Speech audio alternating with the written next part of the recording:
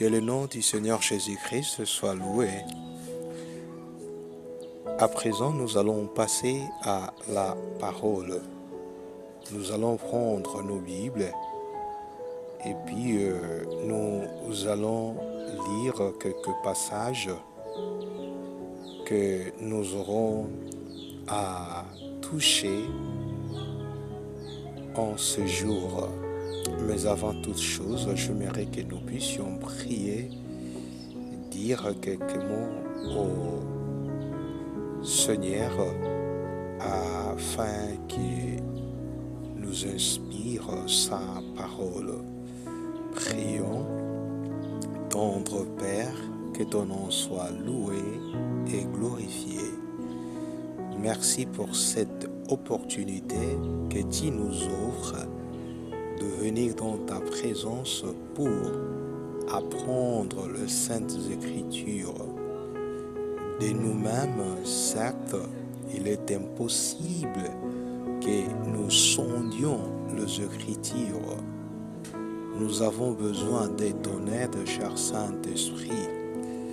Je le dis toujours que c'est auprès de toi que le Seigneur Jésus-Christ nous avait laissé.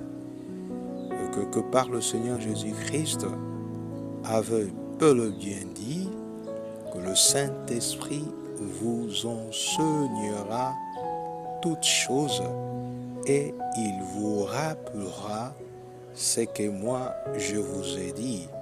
Cher Saint-Esprit, l'heure a sonné afin que tu nous rappelles ce que le Seigneur nous avait dit, aussi ce que le Seigneur nous avait enseigné. Entre tes saintes mains, nous nous abandonnons entre tes saintes mains. Viens nous enseigner, cher Saint-Esprit, la pensée divine. Au nom puissant de Jésus-Christ, nous mettons hors d'état de nuire tout ce qui est contre ta volonté, tout ce qui part à la contre de ta parole. Prends le contrôle de ce moment. Bénis tout celui qui écoutera ta parole. C'est au nom puissant et glorieux de notre Seigneur Jésus-Christ, nous avons ainsi prié. Nous disons tous merci Seigneur Jésus-Christ.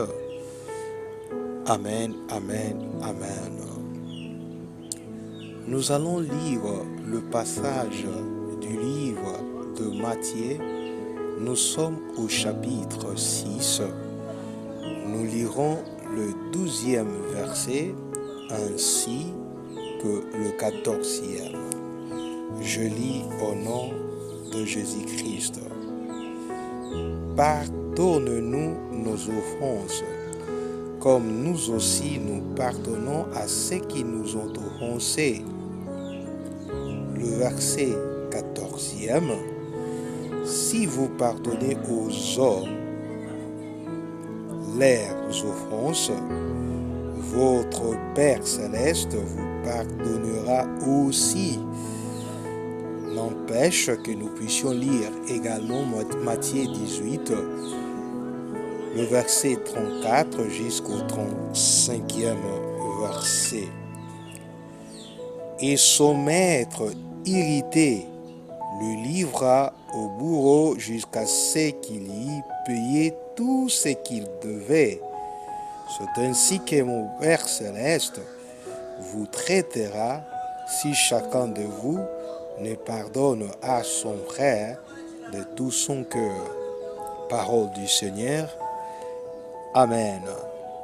Le thème que nous aurons à exploiter ces jours, nous l'appelons le refus du pardon.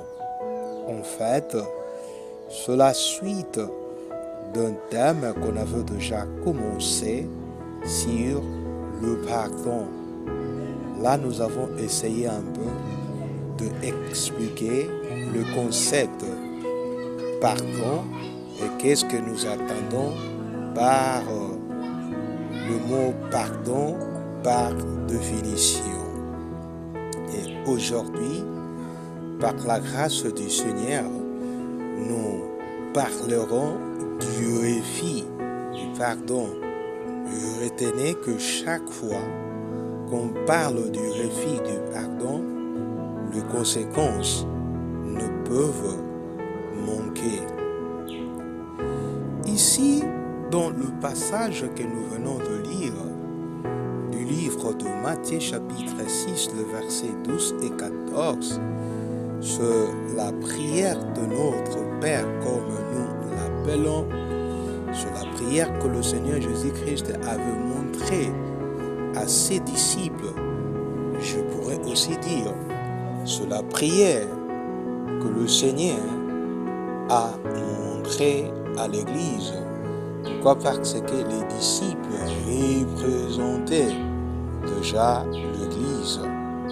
Et c'est un exemple à suivre. C'est aussi une prière que nous, étant que disciples du Seigneur Jésus-Christ, parce que les premiers disciples sont déjà passés, ils sont morts, ils n'existent plus, mais c'est nous qui sommes vivants, nous sommes les disciples du Seigneur Jésus-Christ.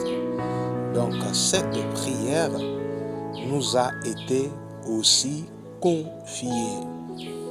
Ici, pendant que le Seigneur Jésus-Christ enseignait les disciples comment prier, quelque part il dira, pardonne-nous nos péchés ou nos offenses, comme nous aussi nous pardonnons à ceux qui nous ont offensés.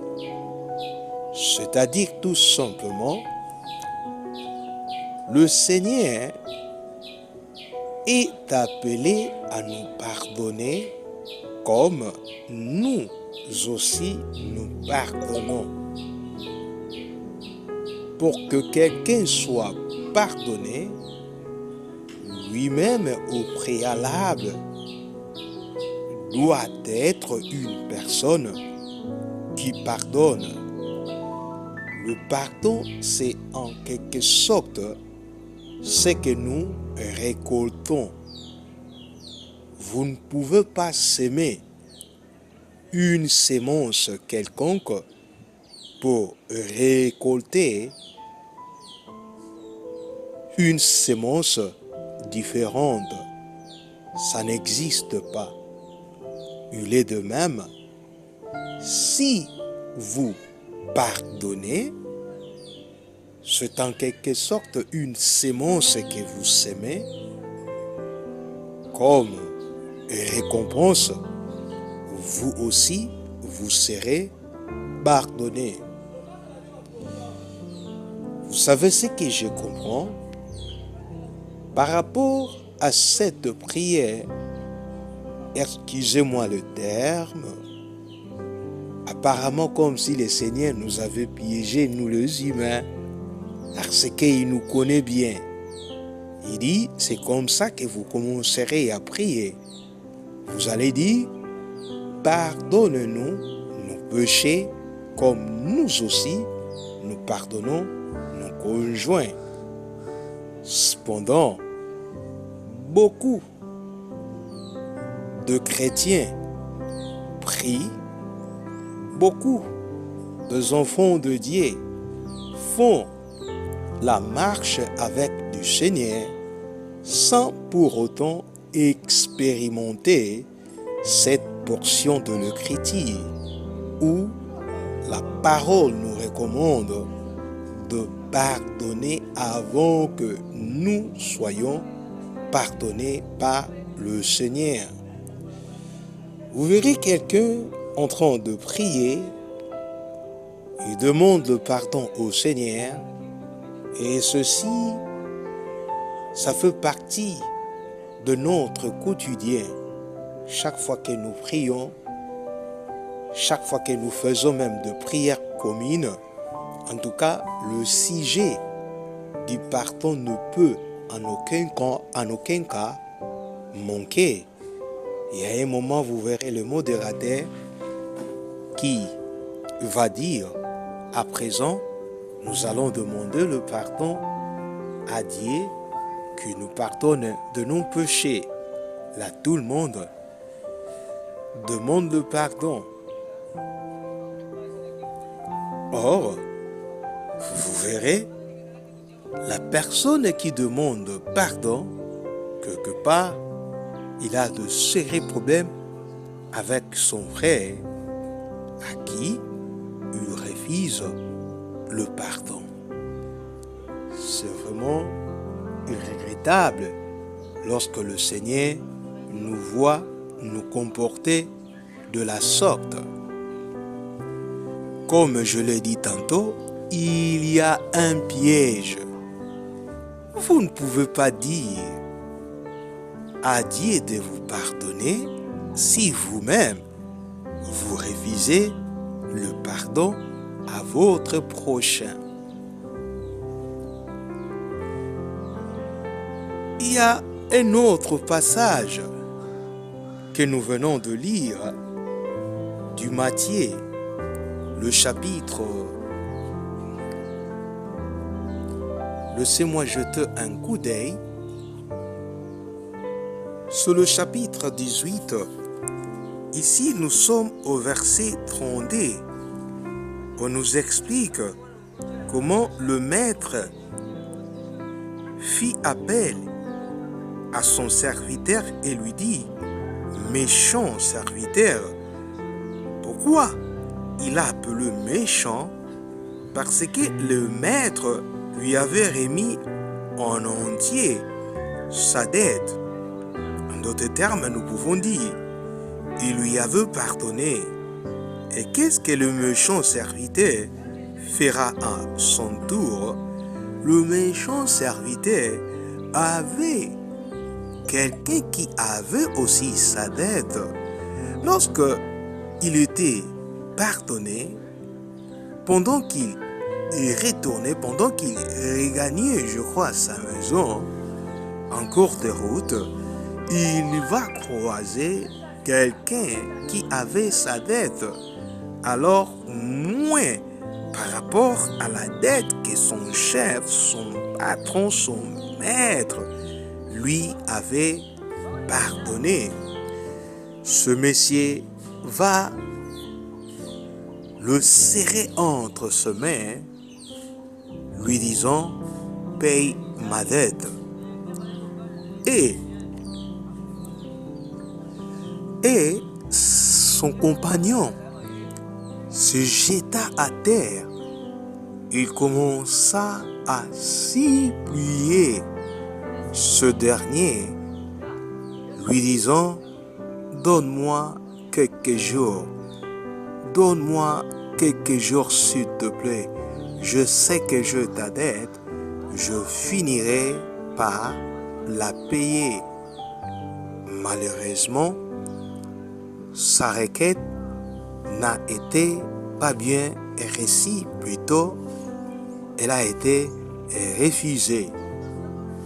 Pendant qu'il compliquait la vie de cette personne, pendant qu'il le tronglait, le serviteur de ce maître-là passait et ils ont constaté ce que le Messie qui venait d'être pardonné par leur maître.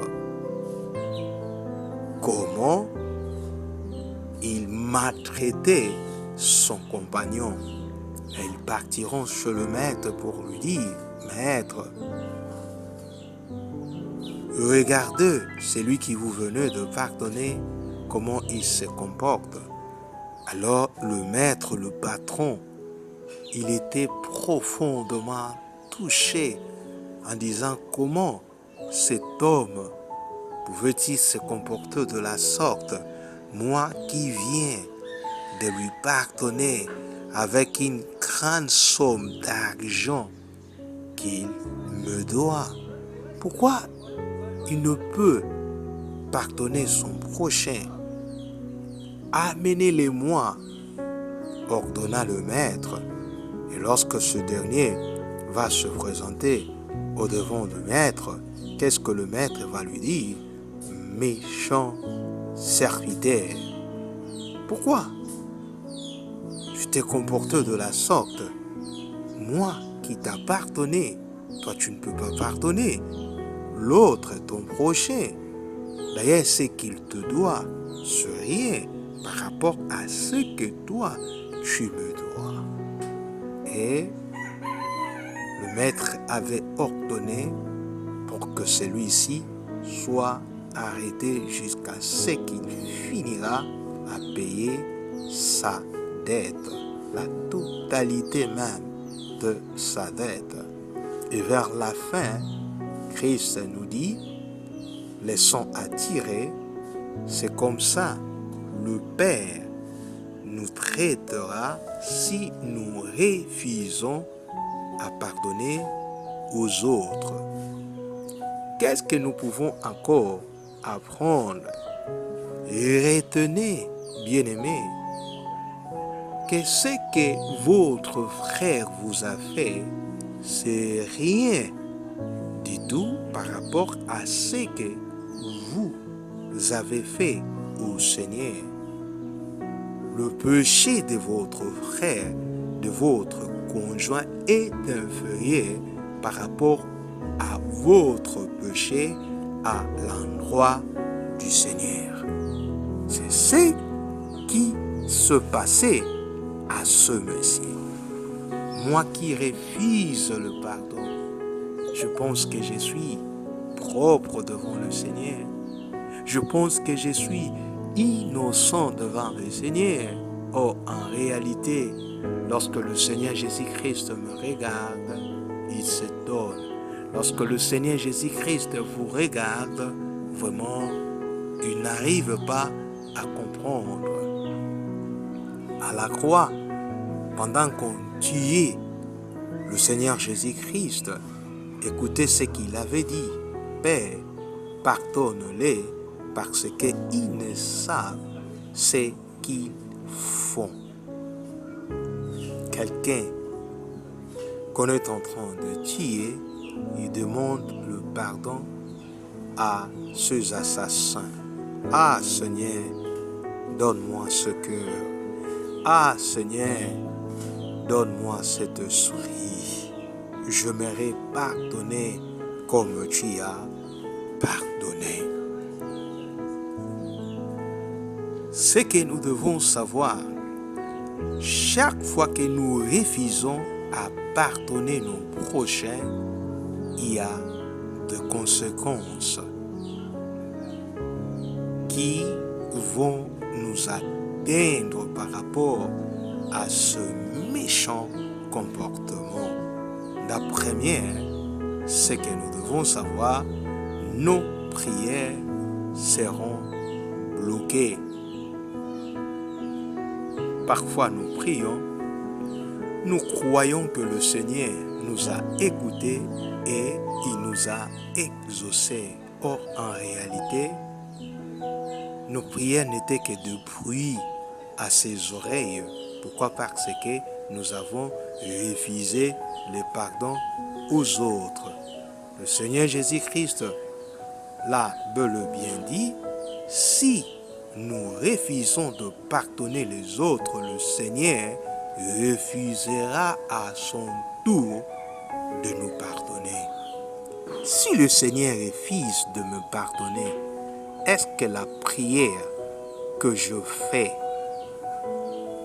aura-t-il l'exaucement ou pas? D'ailleurs, je prie dans le péché.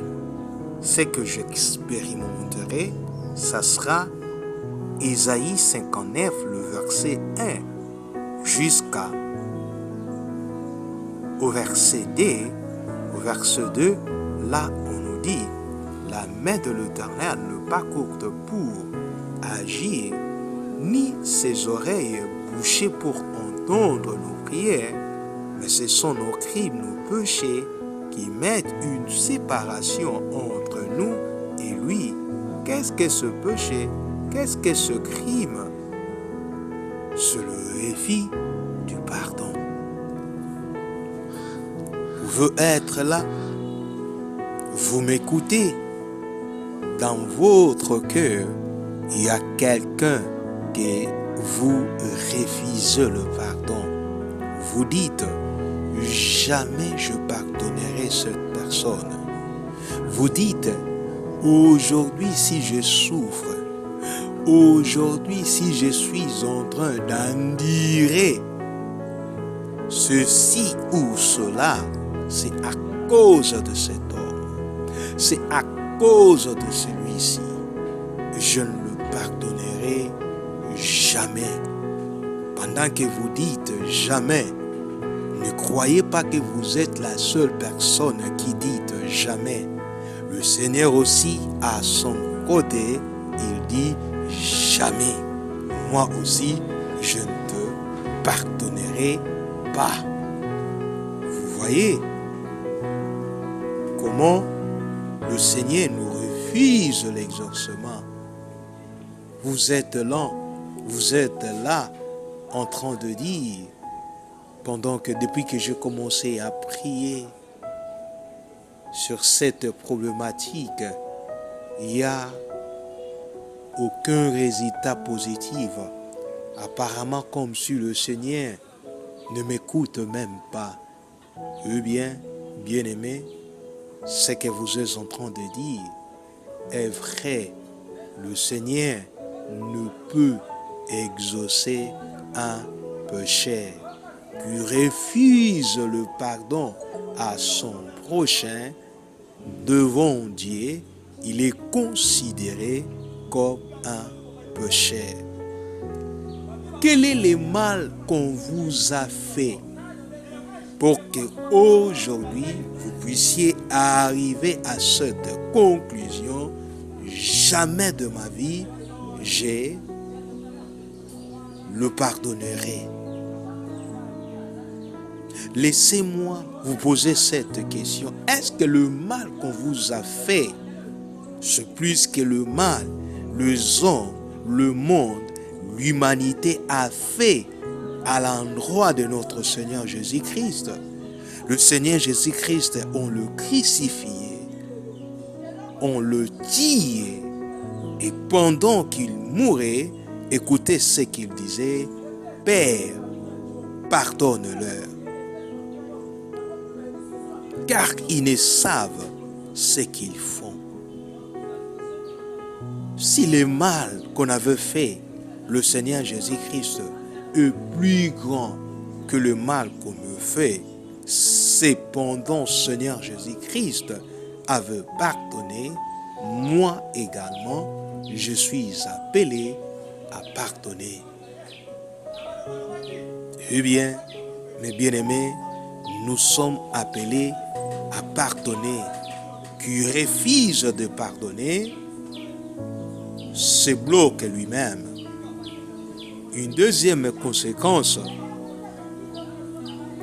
c'est l'amertume et les conflits que nous aurons dans notre cœur. Peut-être vous l'avez déjà constaté, quand vous refusez à pardonner quelqu'un, il est d'office votre ennemi. Laissez-moi vous poser cette question. Comment sentez-vous lorsque vous le voyez? N'est-ce pas que vous sentez l'amertume dans votre cœur? N'est-ce pas que vous vous mettez en conflit en vous-même? Si vous aviez la joie en le voyant simplement, toute la joie va disparaître dans votre cœur et vous commencerez à développer un sentiment négatif. Si vous aviez la paix en le voyant tout simplement, toute la paix partira de votre cœur. Voilà comment vous souffrez. Aujourd'hui, le Seigneur veut vous libérer. Aujourd'hui, le Seigneur Jésus-Christ veut vous affranchir. C'est vrai, ce n'est pas facile de pardonner. C'est vrai, ce n'est pas facile de le libérer. Le seul conseil que je prodigue, lorsque je presse ce message du pardon, je dis toujours à mes frères, demandez de l'aide au Seigneur. Soyez sincères. Dites-lui, Seigneur, de moi-même, je ne saurais pardonner cet homme à cause de ce qu'il m'a fait. Pendant que je suis en train de vous parler, Seigneur, je sens ce mal. Je ne saurais le pardonner. Aide-moi, Seigneur. Donne-moi la force. Donne-moi le courage. Donne-moi de l'amour. Afin que je le pardonne. Bien-aimés, je vous assure, vous verrez de quoi le Seigneur est capable de faire. Le pardon a un pouvoir de libérer la vie d'une personne. Le pardon a un pouvoir de libérer la bénédiction d'une personne. La conséquence du pardon, c'est aussi, il nous empêche de recevoir la bénédiction venant du Seigneur. Vous ne pouvez être béni si vous refusez à quelqu'un le pardon. Dieu vous aime, chers frères. Dieu vous aime, ma sœur. Raison pour laquelle il vous envoie ce message. Chaque fois qu'il veut, chaque fois qu'il souhaite à vous bénir, voilà ce qui bloque votre bénédiction, c'est le manque du pardon. Est-ce que vous savez, pour accéder à certaines choses, vous devez tout d'abord pardonner. Moi qui vous parle, j'ai été victime de ces choses. J'ai été victime du refus du pardon. Je sais comment ça a été.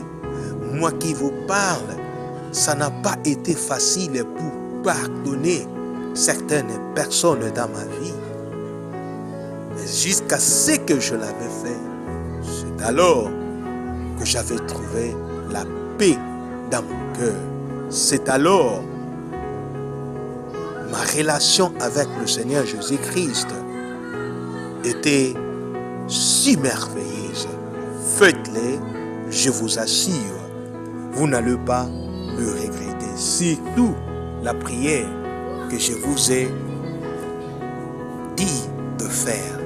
Que Dieu bénisse sa parole. Shalom.